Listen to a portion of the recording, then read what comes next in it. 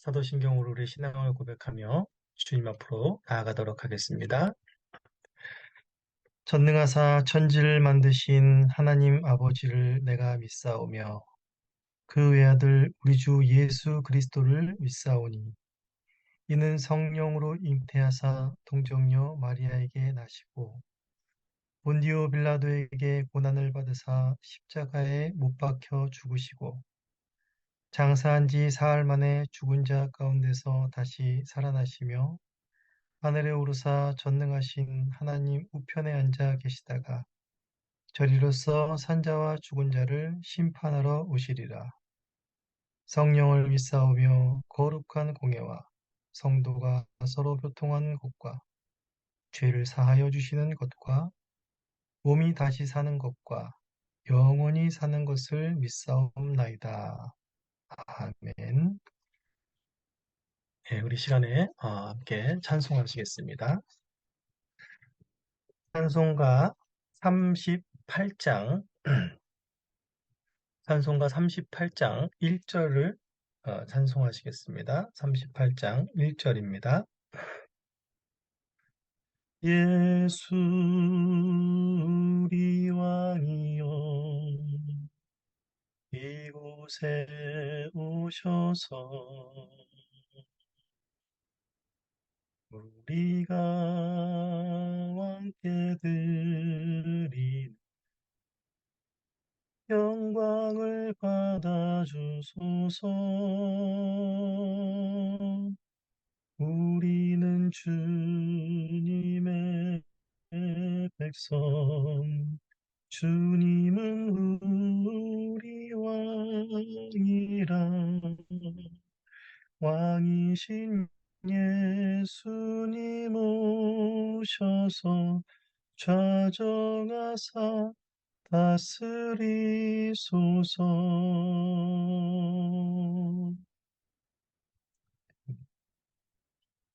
네, 하나님의 말씀 보시겠습니다. 하나님의 말씀은 마태복음 21장 33절에서 46절의 말씀입니다. 말씀을 봉독합니다. 다른 한 비유를 들으라. 한 집주인이 포도원을 만들어 산 울타리로 두르고 거기에 즙 짜는 틀을 만들고 망대를 짓고 농부들에게 새로 주어 타국에 갔더니 열매 거둘 때가 가까움에 그 열매를 받으려고 자기 종들을 농부들에게 보내니 농부들이 종들을 잡아 하나는 심히 때리고 하나는 죽이고 하나는 돌로 쳤거늘 다시 다른 종들을 처음보다 많이 보내니 그들에게도 그렇게 하였는지라. 후에 자기 아들을 보내며 이르되 그들이 내 아들은 존대하리라 하였더니 농부들이 그 아들을 보고 서로 말하되 이는 상속자니 자 죽이고 그의 유산을 차지하자 하고 이에 잡아 포도원 밖에 내쫓아 죽였느니라. 그러면 포도원 주인이 올 때에 그 농부들을 어떻게 하겠느냐? 그들이 말하되 그 악한 자들을 진멸하고 포도원은 제때에 열매를 바칠 만한 다른 농부에게 새로 줄지니이다. 예수께서 이르시되 너희가 성경의 건축자들이 버린 돌이 모퉁이의 머릿돌이 되었나니 이것은 주로 말미암아 된 것이요 우리 눈에 기이하도다 함을 읽어본 일이 없느냐. 그러므로 내가 너희에게 이르노니 하나님 나라를 너희는 빼앗기고 그 나라에 열매 맺는 백성이 받으리라. 이 돌 위에 떨어지는 자는 깨지겠고 이 돌이 사람 위에 떨어지면 그를 가루로 만들어 흩으리라 하시니 대제사장들과 바리새인들이 예수의 비유를 듣고 자기들을 가리켜 말씀하심인 줄 알고 잡고자 하나 무리를 무서워하니 이는 그들이 예수를 선지자로 알미었더라. 하나님의 말씀입니다. 하나님께 감사합니다.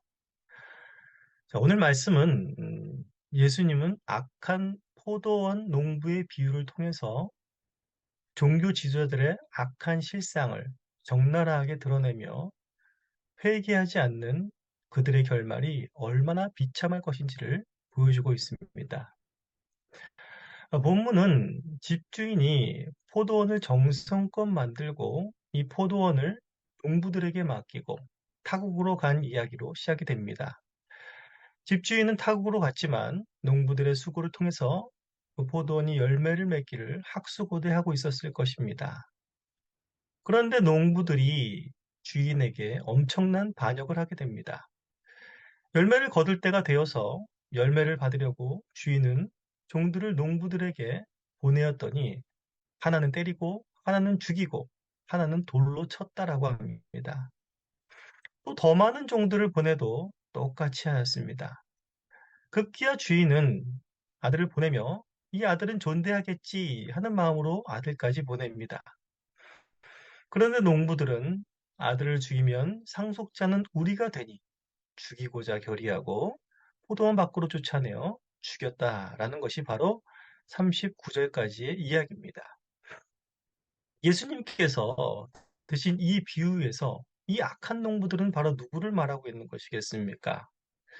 그것은 바로 21장부터 계속해서 예수님이 높임을 받고 칭송을 받는 것을 분해하고 예수님의 권위를 부인해왔던 대제사장들과 서기관, 바리새인들, 즉 종교 지도자들을 가리키는 것이었습니다. 이들이 예수님을 질투하고 죽이려고 하는 것은 예수님께 돌려지는 칭송과 권위들을 자신들이 갖고 싶어서였기 때문입니다.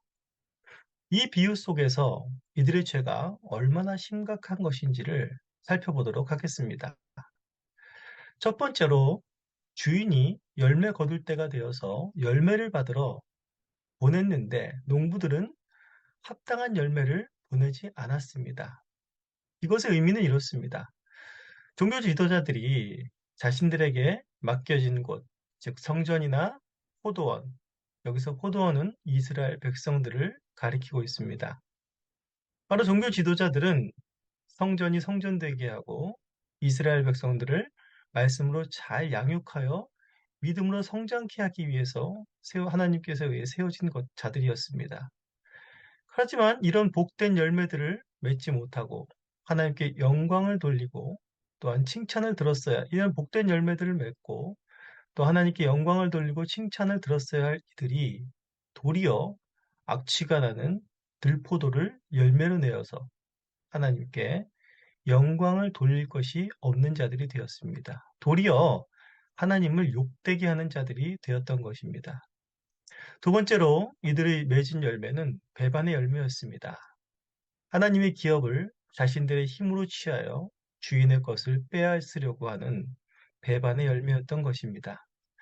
하나님께서 보낸 종들을 때리고 죽이고 돌로 쳤습니다. 이들은 구약의 조상들과 똑같았습니다. 구약에 하나님이 보낸 수많은 선지자들도 패역한 왕들과 백성들에 의해 처참히 짓밟히고 죽었습니다. 종교자들은 결국 하나님께서 보낸 아들마저도 죽여 아들의 권세와 영광을 자신들이 취하려 할 것임을 이 비유를 통해서 예수님은 말해주고 계신 것입니다. 결국 그들의 악이 쉴 줄 모르고 극치를 향해 달려갈 것임을 이 비유를 통해서 말씀해주고 계십니다.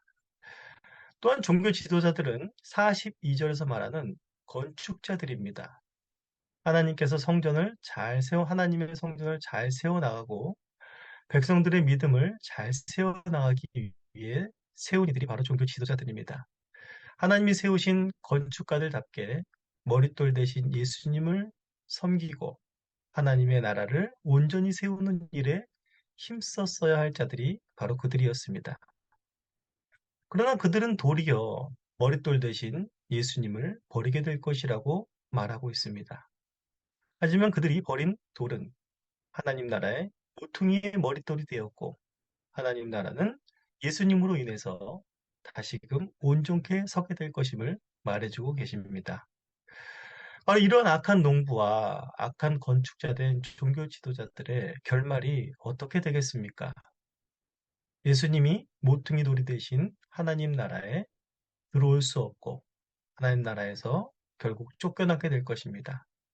44절에서는 너희가 버린 돌인 예수님을 통해서 이들에겐 무서운 심판이 이루어질 것임을 말해주고 있습니다.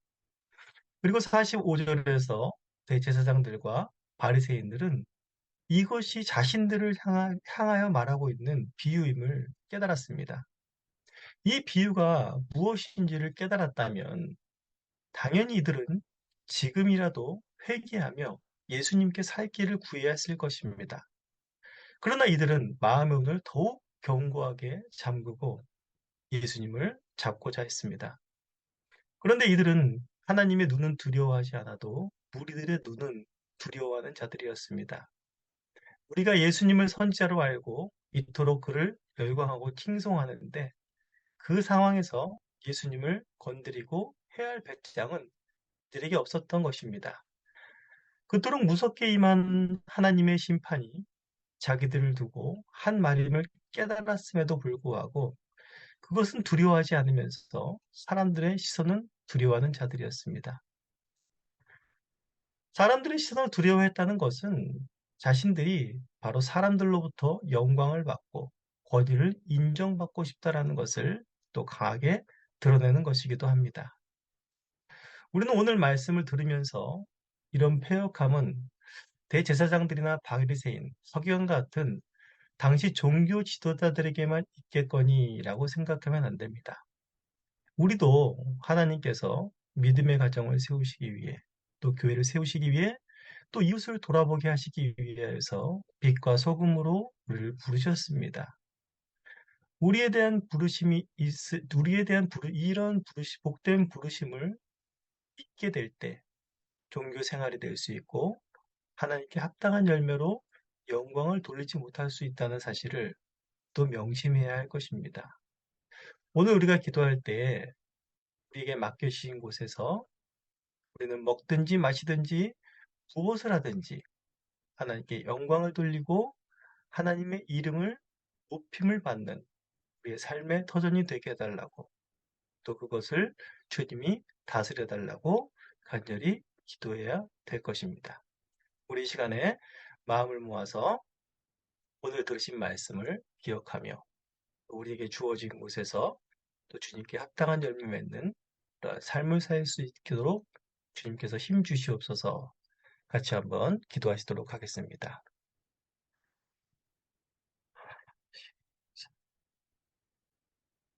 네.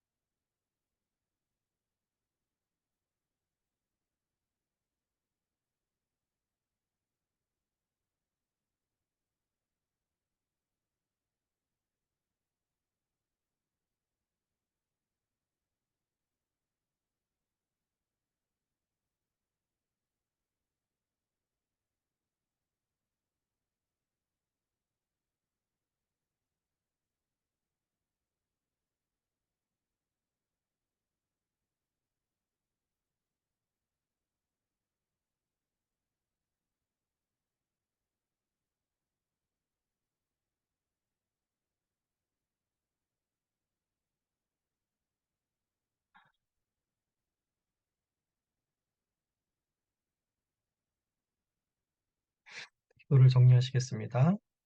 기도하겠습니다. 하나님 아버지, 우리도 주님의 크신 은혜가 아니었다면 자신의 영광과 또 자신의 권위와 자신의 이익을 쫓으며 살다가 하나님의 두려운 심판 가운데 멸망할 수밖에 없었던 존재임을 고백합니다. 이러한 패역한 저희들을 주님께서 내버려 두지 아니하시고 그 아들을 우리에게 보내사 십자가에 못 박히게 하시며 우리의 모든 죄를 대속하게 하시고 그 아들이 받을 하늘의 유업을 또한 우리에게 허락하신 하나님의 크신 사랑을 이 아침에 깨닫고 찬송하옵나이다.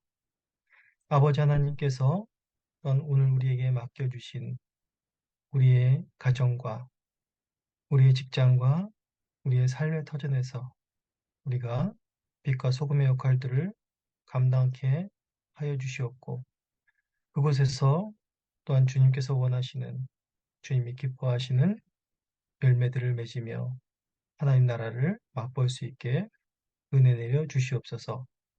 감사합니다. 예수님의 이름으로 기도합니다. 아멘. 우리 다 함께 주님께서 가르쳐 주신 기도로 기도를 마치겠습니다. 하늘에 계신 우리 아버지여, 이름이 거룩히 여김을 받으시오며 나라가 임하시오며 뜻이 하늘에서 이루어진 것 같이 땅에서도 이루어지이다. 오늘 우리에게 일용할 양식을 주시옵고 우리가 우리에게 죄 지은 자를 사하여 준 것 같이 우리 죄를 사하여 주시옵고 우리를 시험에 들게 하지 마시옵고 다만 악에서 구하시옵소서. 나라와 번세와 영광이 아버지께 영원히 있사옵나이다. 아멘.